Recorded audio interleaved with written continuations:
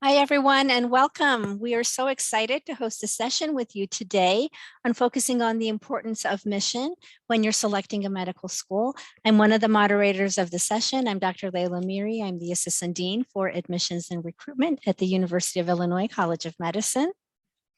Hi, everybody. I'm Eric Porfelli, Chair of the Department of Human Sciences at The Ohio State University. Welcome, everybody. All right, so I am going to share screen with you all so that we can begin our session with you.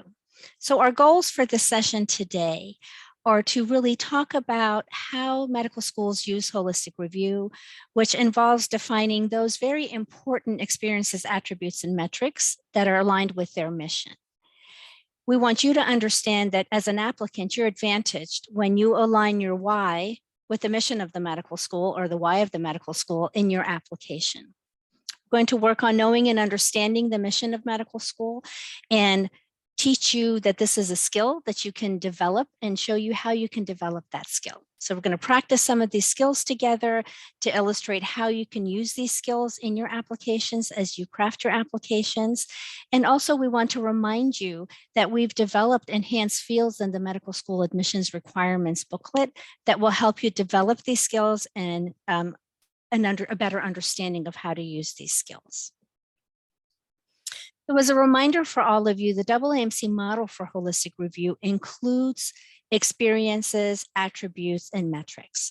So what is holistic review and why is this important? In a holistic admissions process and a holistic selections process, medical schools are making decisions about how an applicant's experiences, attributes, and metrics fit with the mission of that institution. Stated in a different way, basically, it's what we're looking for to find the student that will be the best aligned with the why of our medical school. So a real focus for this session today is a medical school's mission. And some of you may have been doing your homework already by searching the web, talking to people in general who might know a particular medical school to ask, what's this? What's the aim? What's this medical school all about? In other words, what's its mission? In terms of the school's mission, it does a number of things for each medical school. It informs the nature of the curriculum, the structure and its content.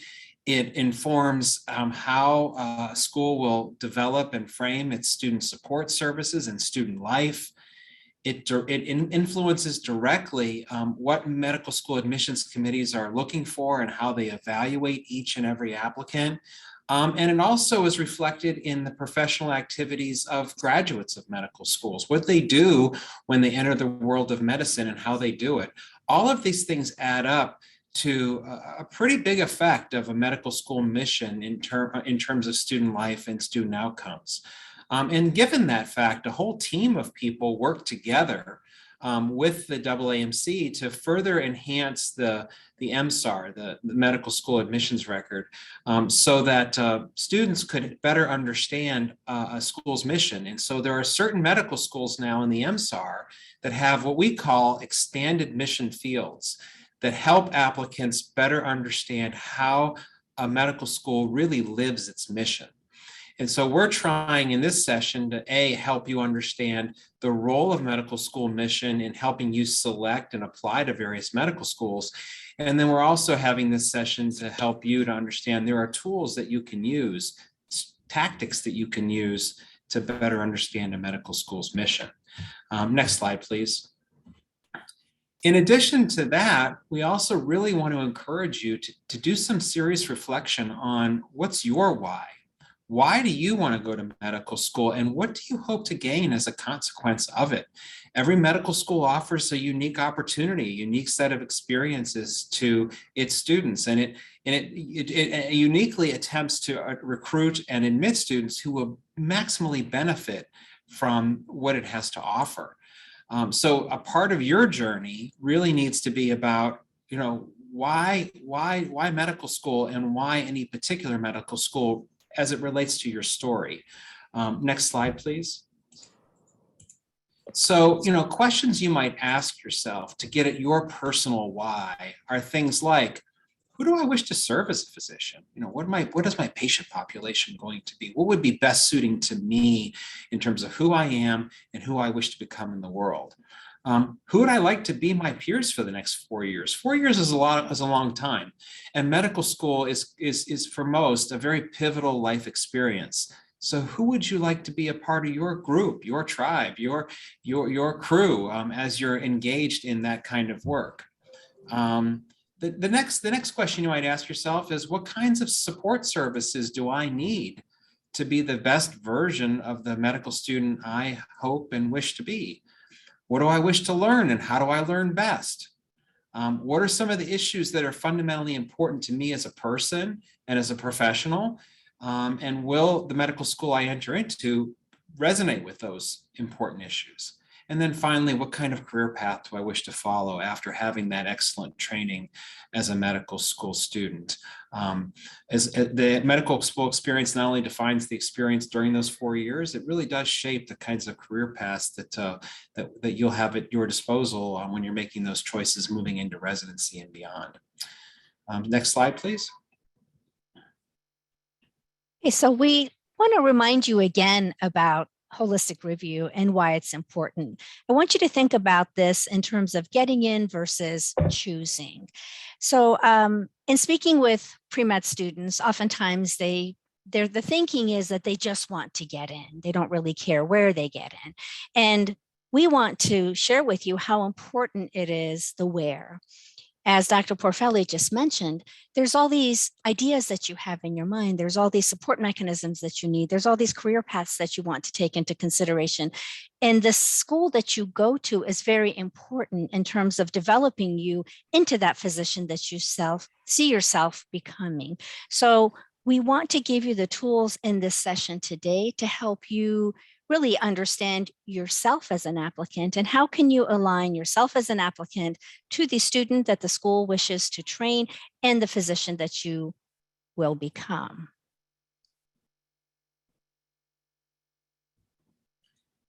So that said, a big part of the next step will be about identifying and interpreting not only your why, but the why of each medical school.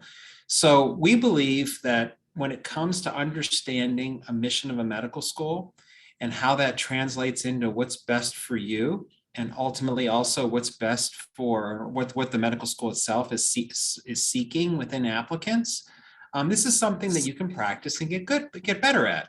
And so we're going to give a few a try, and I'm going to transition to Layla to do the first one.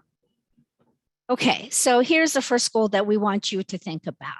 The school has a mission to provide a healthy learning environment dedicated to excellence, inclusion, and diversity. The school strives to fulfill the health needs of all the residents of their state, provide quality, innovative resources, and foster lifelong learning. So as you're thinking about this, what do you think are some of the experiences, attributes, and academic metrics that this school will seek in their candidates, given that their why is what you see in their mission? So we're going to share the mission statement of 3 schools with you, and then we're going to ask you to select the school that you think will be the best place for you based on the mission statement that you see from them and based on the why of yourself. So remember this first one. Now, our second school that we want you to think about is guided by the Jesuit tradition of cura personalis, care of the whole person. So this school of medicine, and we took the name out, will educate a diverse student body in an integrated way to become knowledgeable, ethical, skillful, and compassionate physicians and biomedical scientists who are dedicated to the care of others and health needs of our society. So again, what do you think are some of the experiences, attributes, and metrics that this school will look for? So when you think of experiences, that's that outer ring, right? So those are the things that you as an applicant, as a candidate, have intentionally and voluntarily sought out in order to understand the profession of medicine and prepare yourself for this career pathway. Attributes are those things that are uniquely specific to you. So as you might see, it's your perspectives, it's your gender identity, it's your age, languages that you speak, the part of the country or the part of the world that you're from. How does that identify you as an applicant, and how will that help identify you to this institution? And finally, what type of metrics? And then the last school that we want you to think about is School 3. So School 3 will revolutionize how people get and stay healthy by improving health in their community as a model for the nation, evolving new models of person-centered multidisciplinary care that reward value, accelerating innovation and research to improve health, educating leaders who transform healthcare, and redesigning the academic health environment to better serve society. Again, think about what types of experiences this school would expect from you, what type of attributes they would expect, and what type of metrics they're going to look for. So I'm going to invite you to participate in a Slido with us. So again, I have the mission of the schools up here for you to take another look at them. I'm going to stop sharing screen in a moment. I'm going to bring up a Slido, and I'm going to ask you to vote. So again, School 1, healthy learning environment dedicated to excellence, inclusion, and diversity. They're striving to fulfill the health needs of all of the residents of their particular state, provide quality, innovative resources, and foster lifelong learning. Okay, School 2, it's the whole person, educating a diverse student body in an integrated way to become knowledgeable, ethical, skillful, and compassionate physicians and biomedical scientists. And School 3 is revolutionizing how people get and stay healthy. So I'm going to stop sharing for just one moment to pull up the Slido for us really quick so that you can all vote. And then we'll do a big reveal and we'll see where you guys are going to end up for medical school. All right. So please join us on slido.com, enter the event number. School 1, School 2, or School 3, where do you think you would want to go to as a medical student or as a person who's applying to medical school?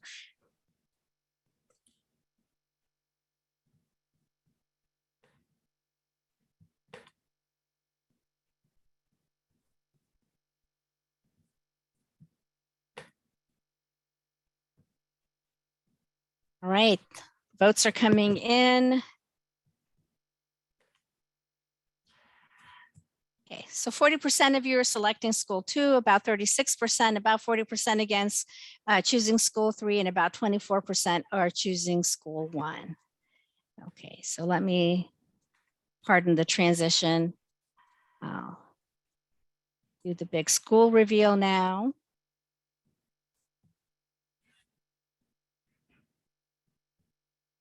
And you're going to meet some of these schools today. Okay, so School 1 is University of New Mexico School of Medicine. School 2, Georgetown University School of Medicine, and School 3, the University of Texas at Austin Dell Medical School.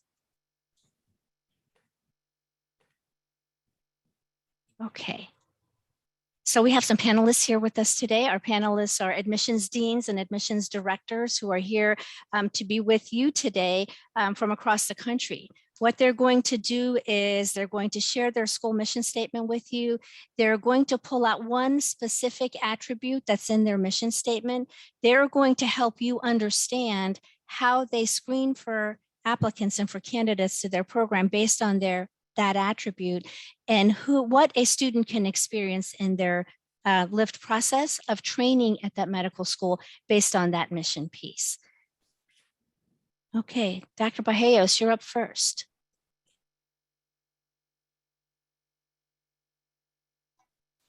Wonderful. Thank you, Dr. Amiri. So this is our mission. And as a public state-funded school, we want to help fulfill the healthcare needs of all New Mexicans.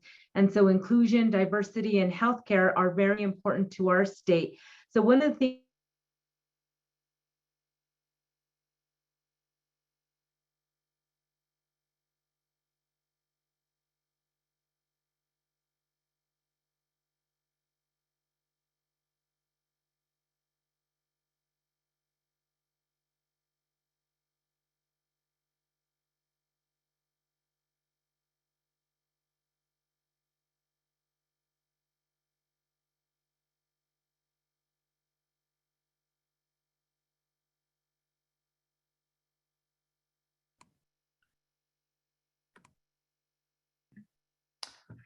So I think I think Dr. Vallejos is having technical difficulties, so we'll go on to UC Davis. I'm Mark Henderson. I'm the Associate Dean for Admissions at the UC Davis School of Medicine. We're located in Sacramento, California. And you can see our mission statement listed there, which is transforming lives by improving health through the combined power of education, research, clinical care, and community. In terms of what that means for how we select students and what attributes we value, you can see there's a big focus on, there are a couple of themes here. Transformation is one.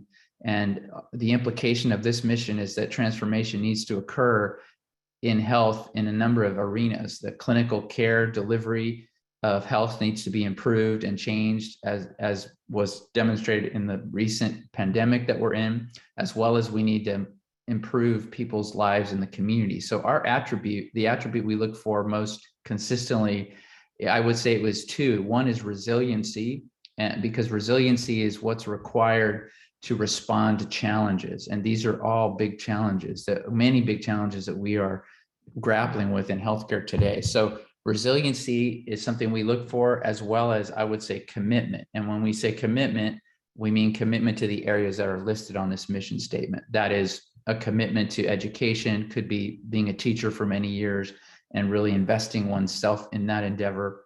It could be studying something, a research problem for, again, over a long period of time and struggling with that, which, research oftentimes is more about failure than success, but that's what I mean when I think about resilience and commitment.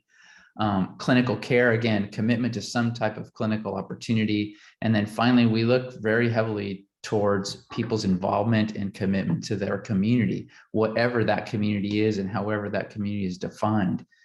Many of the problems in healthcare today relate to the fact that certain communities are left out or marginalized from healthcare, the system of healthcare, or from achieving quality health in their lives. I think, I'll just stop there. I think I took my 5 minutes, but thank you very much. Thank you so much, Dr. Henderson. Dr. Vallejos, you're back. If it's okay, Ms. Hill, we'll go to Dr. Vallejos for a moment, and then we'll come back to you. Thank you. I certainly appreciate that. So again, we're a public funded school. So one of our primary obligations is to serve the healthcare needs of our state. So we do ask applicants to share unique or challenging factors in their background, such as the quality of their early education environment, their socioeconomic status, their culture, race, ethnicity, life and work experiences. So the community and involvement in their community become very important. So how do we tie this to our mission? So for inclusion and diversity, one of the things that we do is in our admissions, we look at the impact. So we certainly have rural and community physicians, and they talk about healthcare equity issues and their role on our admissions committee. We also ingrain that in our curriculum. So we have a White Coats for Black and Indigenous Lives group who are helping us to reform our curriculum as advocates for social justice and anti-racism. We have cultural humility ingrained throughout our curriculum. And then our graduates, so we know that in US World and News Report, UNM ranks number 5 in the most diverse school. So that is important. That's why I highlighted those words. And also in the healthcare needs of all New Mexicans. So if you look at our expanded mission, we talk about demonstrated commitment to improve healthcare for our vulnerable populations. And then in our curriculum, we have a rural and urban underserved program that's working in underserved communities. So we have student support from our Center for Native American Health. And we know that 44% of our UNM trained MDs are practicing in New Mexico in primary care specialties. So some of these things are the things that we look that tie to our mission. So thank you.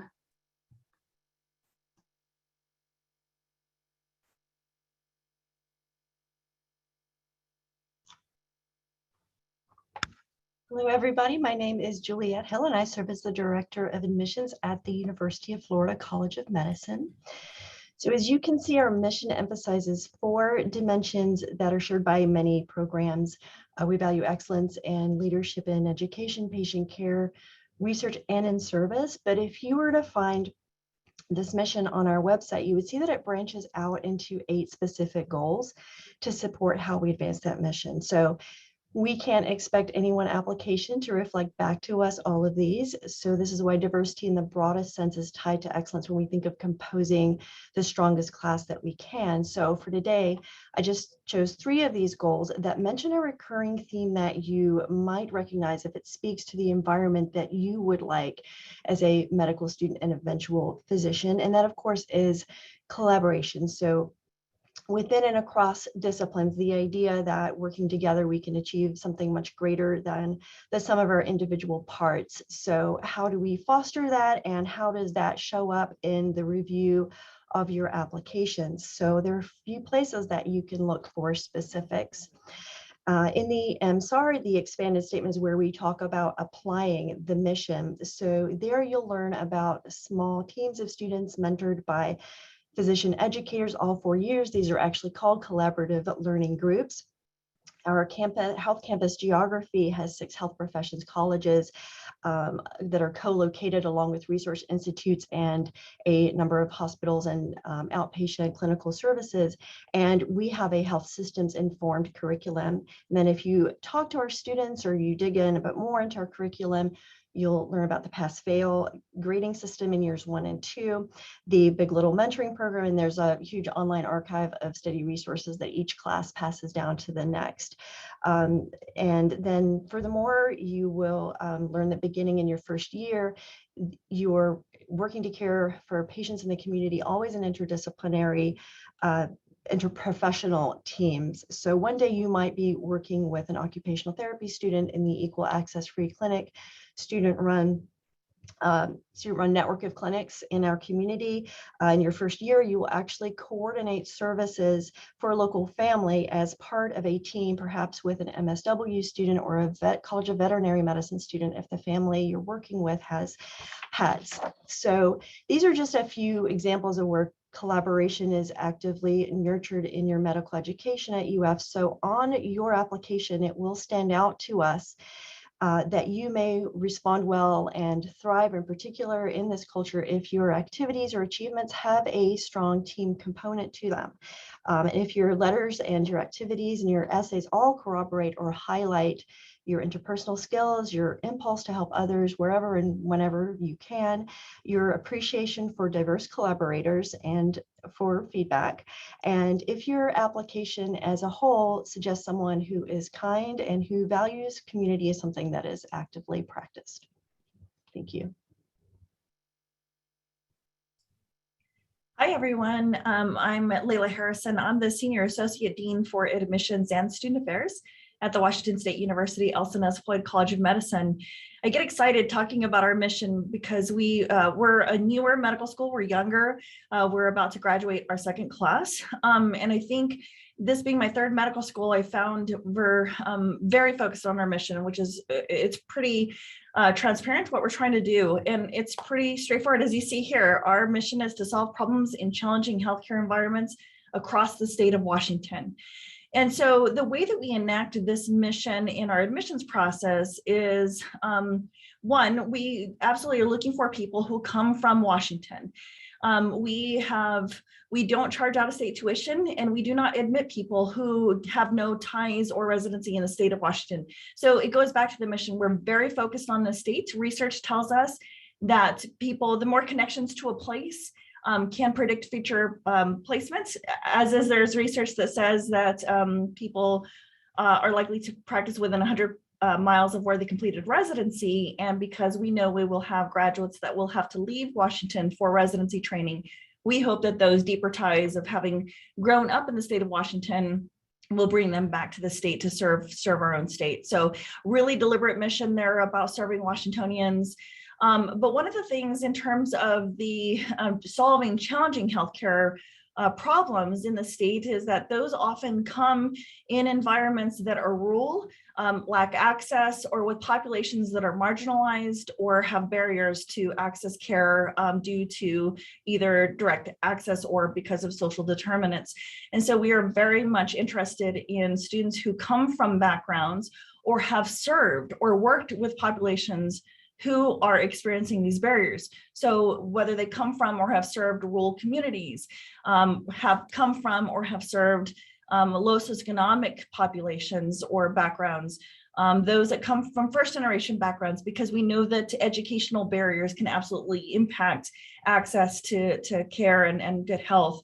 And so those are really tangible ways that we're looking at our applicant pool. So the From Washington piece, and then looking for candidates that come from these, because we understand that if they come from these environments themselves, or they have spent time working and volunteering with these populations, they will have insights to help us solve those challenging healthcare environments across the state.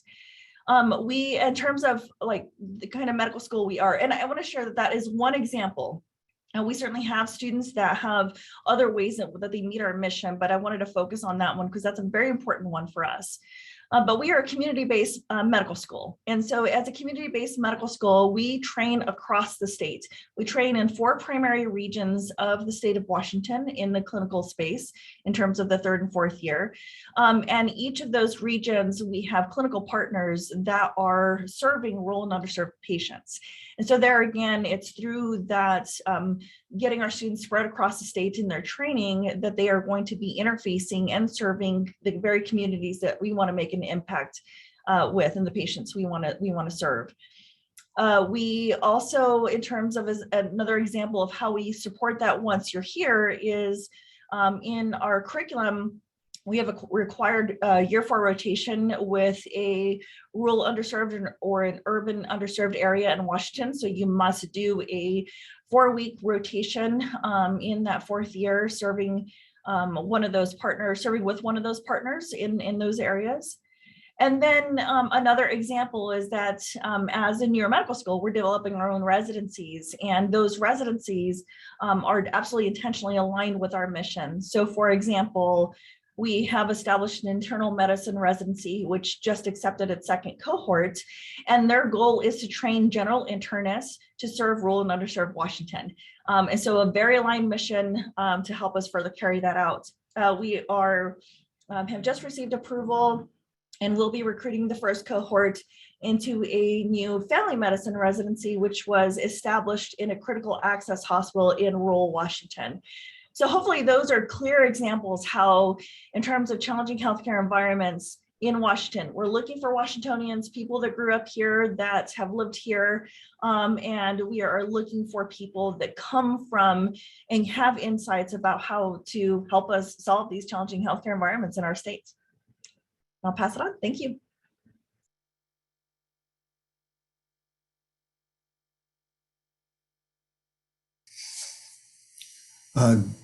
Good morning or good afternoon, as it may fit. If I could, before I start, just say very quickly a bit of a summary, if I could. Every school that you've heard from today, and including this Dell Medical School and others, they're all accredited. They'll all graduate outstanding physicians. And what we're asking you to do is think a little more deeply about what it is that you want beyond that. Within Dell Medical School, our mission is to revolutionize how people get and stay healthy. But within our own internal discussions, we often call that our and. Our medical students come because they want to be outstanding physicians. They want to provide good quality health care for their patients and in their communities. But we also say that we ask them to have an and that is, what else do you want to do besides that, above that, beyond that? And that has set the stage for how our curriculum is modeled, our curriculum is built. The vast majority of our students graduate with a dual degree in 4 years, with an MBA or an MPH or a master's in public affairs or in healthcare design. And so there's a number of ways to do that, but we're looking for the and. And yes, be a fantastic physician, be a good doctor to take care of your patients, but look at what you want to do in addition to that is very much Dell Med's role. And we're focused on changing healthcare. If you look at the data from the World Health Organization. United States spends a whole lot more money per capita than any other country spends on healthcare. And yet our outcomes are 37th in the nation, ranked by World Health Organization. We're spending a whole lot of money, but we're not getting the outcome results that other countries are. 37th, by the way, puts us right between Costa Rica and Slovenia in our health outcomes. There's something wrong, and we don't think it's that doctors aren't good doctors, but we think, in fact, healthcare is full of compassionate, brilliant, committed, resourceful people. But somehow the way in which health is delivered in our country, it is broken and it needs to be reevaluated and developed. So with that as our mission, that then affects the kind of students we're looking for. When we look at an application, we look at leadership, we look at innovation and creativity and problem solving. We look for community engagement and for teamwork. And again, those are really important to meet our mission, but they're also very important in order to be successful in our curriculum. I'll just pick one example. I mentioned teamwork, and again, they're all very interrelated. We think leading in change in healthcare is going to require teams to accomplish it. We don't think there's going to be one great hero on a white horse that's going to solve all the healthcare delivery problems that we face. But we do think that teams of skilled professionals working together with multiple background and diverse experiences and insights are going to develop the systems and the programs that we need to revolutionize how people get and stay healthy. So that involves community, it involves innovation, it involves leadership, but I'll focus on the teamwork part. When we look at an application, we're looking for someone who has already successfully accomplished a whole lot working with other people, and especially in leading those teams and developing those teams to help them accomplish changes in their communities. And then that reflects, as I said, in the curriculum itself. Our first year curriculum is highly case-based learning, but within teams. You work with a team of colleagues and learning the preclinical sciences. You work with a clinical skills team throughout your entire 4 years. And then in your third year, all of our students are involved in some team group work to improve health and health delivery in some specific area, in some specific capacity and program within the Austin community. And it's one cohesive picture, but again, all of us will look to provide an education that'll make you a great physician, but we all have a little different twist in what we're looking for in our applicant. And we want you to be thinking about that when you're choosing the schools that you apply to, when you decide what to do in your secondary application, and how you interview and how you proceed, and where, in Texas at least, where you match, where you rank medical schools that you'd like to match into. Thank you, I appreciate that, and I'll leave it to the next speaker. Well, thank you so much to all of our panelists. We're about halfway through our session now, which is exactly on time, because we wanted to devote about half our session to hearing from our audience, to respond to your questions, and to leverage the great richness of the panel that we have to participate in a question and answer session with you. So I'd ask our panelists to come off mute and join us on video. And while they're doing that, I'll just recap and say, hopefully what you heard in this session is that mission, the medical school mission, is a real central feature of what you ought to consider as you're looking for medical schools and deciding which to apply to.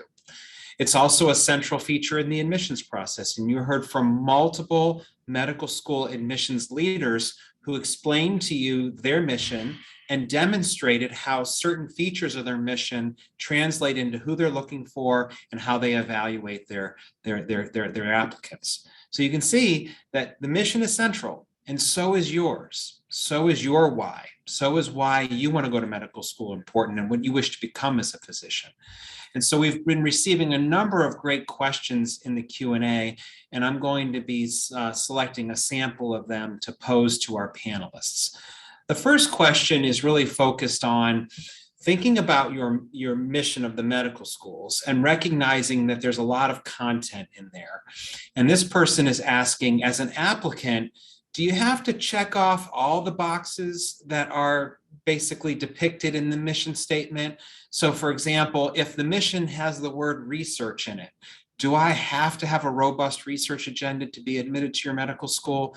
So if you could speak to that, and we don't necessarily have to have every panelist address the question, but in general, how much of a mission needs to be reflected in the applicant for the applicant to get an interview or get a seat offer?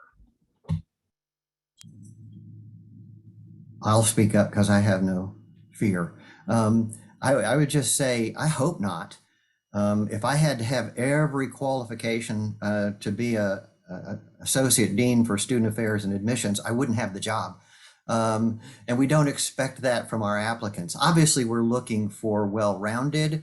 And if you have a strength in an area that we're looking for, when obviously we want to see that, we want you to highlight it. But we're looking for an overall holistic view of the applicant, not any check boxes at all. Thank you, Steve. Thank you, Dr. Smith. And I'll just go ahead and reiterate that for every weekly meeting, we put our mission on our big screen. So when we're discussing applicants, we always say, how does this person contribute to our mission? So the way you demonstrate those things are in your application, in your personal statement, in your experiences, in your interviews. So you want to talk about the things that are pertinent to the school mission, especially those things that align. You want to align yourself with the school mission. And so highlight those great attributes and how you contribute to that. So thank you.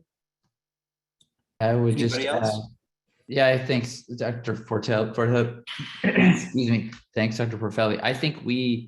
I would agree. I think you can't excel in all of those, if you will, boxes. You've got to delve into things where you've had a deeper commitment and can demonstrate, again, more of a long-term commitment, because that's what medicine is. It's a long-term commitment. And so definitely don't try to, I guess, check all the boxes. I think that actually probably could work against you in some respects. Thanks, Sarah. Thank you all so much. And I'll just summarize by saying no one person is perfect. No one applicant is perfect, regardless of what your standards are. And medical school deans are often focused in, admissions deans are focused in on composing a cohort that reflects the richness of that mission, not any one applicant to fill all the boxes, to check off all the boxes, to use the words that the person asked. So now we're going to transition to the next question. It's somewhat related. This question is about geography, and the person who asked it basically said that they've noticed that in certain mission statements, the state that's being served is highlighted within the mission. And this person is saying that they're not exactly sure where they wish to settle down for the rest of their career, and wondering, how important is it for those schools that assert that kind of mission? How important is it for the person to truly demonstrate that they're certain, that they know that they're going to settle down and be in that state for the rest of their career? I'm happy to start because we have a very specific mission about Washington. What I would say, one of the things is it's in our core requirements to be considered for a secondary that somebody has to have ties to the state or residency in the state. However, we can't control nor anticipate that we might have graduates that end up going to California, to Dr. Henderson's great state, and love it there and decide to practice down there. But what research tells us is that there are predictors of where a practice location after residency training. And so for us, we have looked at that research and established criteria, because what we want applicants when they're done with all their training to be in Washington. And so we're very strict about it, but I suspect that others are maybe a little bit more open, even though they do have a focus on their state, because there's other ways that their mission can be met. So I'll start there. Thank you, Layla. Anybody else? Sure. I think that the public schools, and there are a number of us on this panel, probably have like Dr. Harrison just said, more of a mandate from their state to prioritize residents of that state, because medicine, ultimately is the public good. So we're in the University of California, so we definitely prioritize students that come from our state. Although again, if I was going to give advice, if you look at the private schools, they tend to have maybe a broader reach or try to recruit students from a broader geographic area than the public ones, if I was to make a general statement about it. Thank you, Dr. Henderson. Anybody else? Okay, so transitioning to the next question then. The question starts with you, I think, meaning myself and Dr. Amiri talked about choosing to apply versus just getting into a medical school. And this person really embraces that idea and wants to work with underserved Spanish communities. As an example, we could come up with a number of examples, but this is the example that's offered. How do I, as an applicant, go about finding schools that match my specific goals?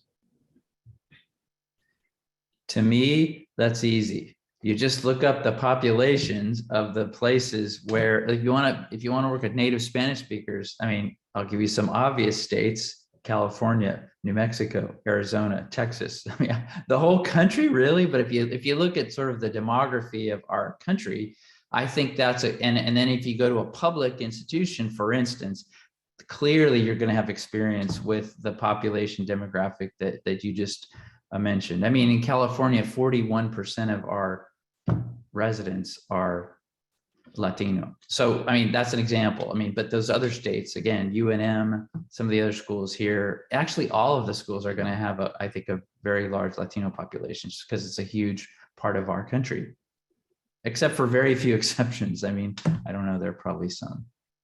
Yeah, and I think, again, there's 5 states that actually have a majority minority population. So again, in New Mexico, we have 42% of our population are Hispanics. But I think another thing you can do is look more closely at the schools. So we do offer a medical Spanish curriculum. We have our main hospital has translation services 24 hours, 24/7 in Spanish, Navajo, and Vietnamese. So if you start looking and doing a little more research into your school, you can get a better idea of what exactly that school has by looking at the school more specifically. I think there's power too in making sure once you decide where you're going to apply, is sharing that interest of yours and what time you spent, and if that's a skill set of yours, the intent that you want to serve Spanish speaking communities. It's powerful to say that in your application, so that schools can see if that alignment there as well. Yeah, and I just wanted to reiterate that it's important that you also demonstrate that. So talking about something, you want this, but how have you demonstrated that? How is that revealed in your application and your personal statement? Many people say they want to work in rural communities, but if you've never been to a rural community, then that's not going to help you in the application process. So you don't only want to say what you think the school wants to hear. You want to actually be able to demonstrate that in your application, in your experiences, in the work that you've done as well. Thank you, Dr. Bayos, and the affirmation from Dr. Smith. So the next question is taking definitely a different focus now. The focus now is on this particular person is considering a medical school joint programs like MD, PhD, MD, MD, JD, this sort of thing. And the question is, how much should my desire to attend one of those programs factor in to the specifics of my application, especially given all schools will see the same application?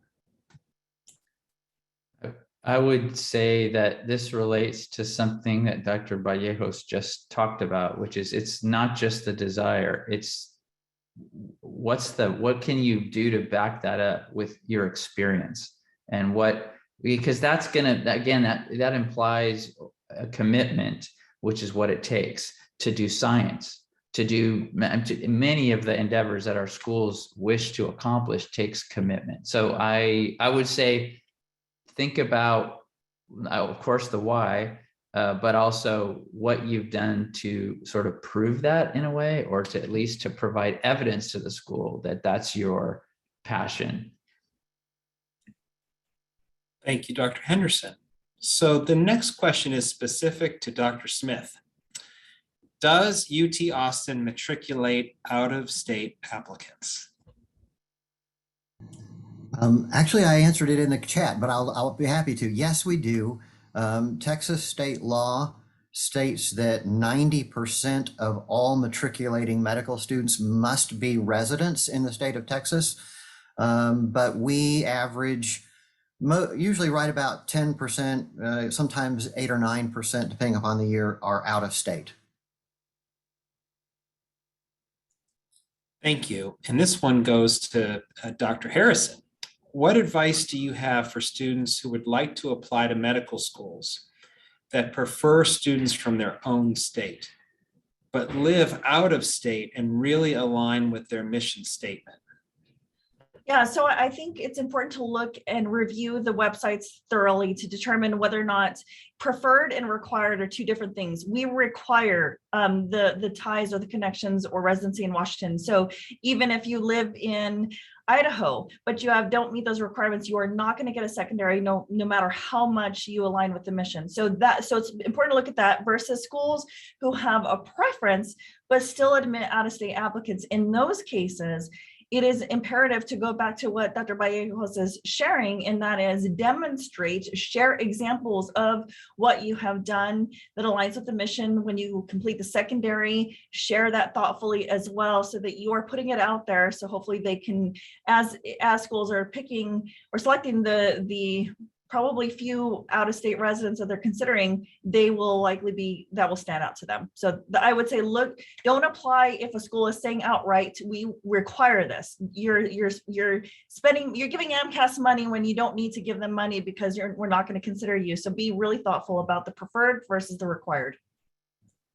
Thank you, Dr. Harrison. This next question is both an important and a powerful one. It includes a question and a statement. The question is, how does diversity and inclusion play a role in your selection process? The statement is, most schools include this in their statement, and it is not reflected in their statistics. I mean, that is a great question and our statement, I guess. I mean, I think that, I think there's so many benefits to diversity. I don't want to take a lot of time talking about them, but in terms of improving the environment of learning, but for a state like, I guess I'd speak to our own state in California, where there's a minority state, as was alluded to earlier. I think diversity also improves health outcomes. And I think, so we need actually many different people from many different walks of life to enter the health professions, to reduce health disparities that we observe every day. So I think in terms of the statement, there are very few rankings around that are not based on opinion. So one of those rankings is the recent US News diversity rankings. That's actually based on actual data from the Robert Graham Center, which is quite a accomplished sort of data center. So that's one set of rankings that actually maybe I would pay more attention to than some of the other rankings that are purely based on people's institutions' reputations. Would anybody else like to address that, Dr. Harrison? Yeah, I would say that diversity can be defined or thought of differently depending on the missions too. So, for example, both Dr. Henderson and I work in a state where we're prohibited by law from considering race and ethnicity in our admissions processes. So we never see that demographic in the application. But it is absolutely an important aspect of diversity that we're looking for. So we ask a question on our secondary about enrolled tribal membership, which is not a racial or ethnic construct, so we can ask that. But other aspects, and we try to be transparent about what we put on our website in terms of demographics, but we have over 34% of our student body are first generation college graduates. Over 50% come from low socioeconomic backgrounds. A quarter of our student body grew up in rural communities. So we try to put that out there, one, to signify that we absolutely are being diligent about enrolling broadly diverse students that align with our mission, but also so that applicants can see there are people like me here. And so I really think it just depends a lot on how a school is defining diversity as aligned with their mission. And I just wanted to add that if you look at student organizations within the school, you'll see a lot of different affinity organizations that pertain to Native Americans, African Americans, Hispanic populations. One of the things that we do at our school, because we normally just take New Mexico residents or people with strong ties to the state as well, but we do consider any applicant who belongs to a federally recognized American Indian, Alaskan Native tribe. And then we also, in our ranking matrix, we have socioeconomic status, and the AAMC has some categories that we utilize. We also look if the applicants come from a rural or underserved area, if they're first generation. So all of these things are taken into consideration, and we look holistically at applicants. So not one factor defines an applicant, but we look at everything that the applicant brings to the table. And so when looking at diversity, we understand that research shows us that more diverse teams are much more productive. And so if we want to achieve better health, then we need a very diverse group of individuals to help us look at the research and improving health. Thank you, Dr. Vallejos and Dr. Harrison and Dr. Henderson for your remarks. So to summarize there briefly, each medical school defines diversity differently. And some of the categories are demographic diversity, race, ethnicity being an example, gender being another. Some define it from an intellectual point of view or experiential point of view. Others define it in terms of identities. And so it's critical for each applicant to really dig in to understand how it's defined in that school, and then determine how much it's resonant with, that definition is resonant with you and who you are and who you wish to become. So the next question is about personal statements, excuse me. And the question is around, could you please speak to how you use the personal statement to evaluate mission alignment, especially given that the personal statement cannot be tailored. It is the general statement that's granted to all medical schools.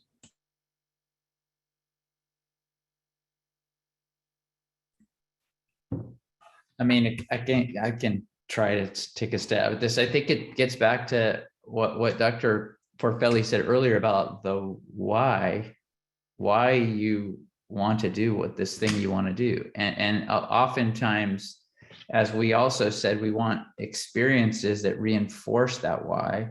So the personal statement is a place where you can talk about some of these, the ways that you kind of, your identity would be one way. I mean, I think personal, to me, to make it simple, it should be personal. A lot of times people make personal statements that are generic, and they write them about what they think the school wants to hear. I think I would urge people to make a personal statement personal about who you are. And of course, maybe what that means for what you want to be. But again, the more personal, the better.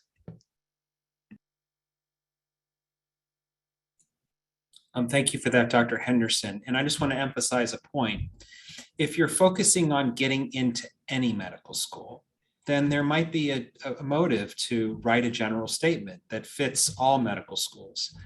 I hope what you heard in this talk is try to shift your thinking from just getting into any medical school to getting in the one that suits you. And when you make that shift in your thinking, then it really will change your application. And I will tell you, having been a former admissions dean myself, that when we got generic personal statements, we tended to view them as this person's just trying to get in somewhere, as opposed to a highly personalized one, which means that that person is looking for a unique and narrow band of medical schools, and it sort of piqued our interest at that point. We have only a few minutes left. One question that's coming from perhaps a different perspective is the following. As a parent and a PhD holder, I consider myself a non-traditional applicant. Do you have any advice for the best way to frame non-traditional experiences in the context of your missions? And there was a related question on the same vein, which is career changers. I think that non-traditional applicants often discount all the richness of the experiences that they have. And so when you think about attributes that many of us are looking for, resilience, leadership, adaptability, I mean, you have that in spades from being a parent, having a career, prior career. And so don't forget the richness of the attributes you have that you can demonstrate through those lived experiences in your application. I think non-traditional applicants are really enrich the student body. I totally agree with that statement, Dr. Harrison. And I think that, you know, that lived experience, that work experience, that's, you know, whatever that experience with life is what our patients have and we deal with every single day. So I guess we'll just emphasize what Dr. Harrison just said. Yeah, I would just like to, again, reiterate both of those, but I would, just one slightly different twist perhaps is, highlight it, capitalize on it, brag on it in your application. I think sometimes non-traditional students carry a bit of an imposter syndrome that I'm not really as good as the other applicants because I didn't know I wanted to go to medicine early enough or something. And I would really like to challenge that. Your diversity of background is an important aspect of diversity. Your strengths that you bring need to be part of the student body. And we're looking for diversity in a broad range of life experiences, as well as the more traditional diversity definitions. Thank you all so much. So I'd ask if Dr. Amiri, if it's possible for Reed to rejoin us on video.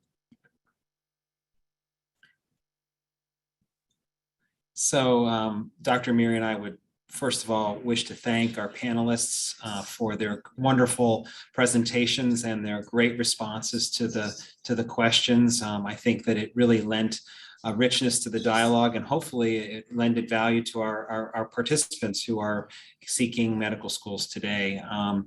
And I also want to acknowledge my partner in this endeavor in the facilitation, Dr. Amiri. So thank you so much, Dr. Amiri. Thank you, Dr. Porfelli. And then we have one wish, one request. Now that we've tried to do whatever we can to help you seek and find the right medical school for you, we have one request of you, which is if you could use the Q&A feature and enter into the Q&A one thing you wish that medical schools could do for you to help you better understand their mission, so that you truly could become that applicant who is highly selective, really or why, with the why of the medical school. What could a medical school do for you?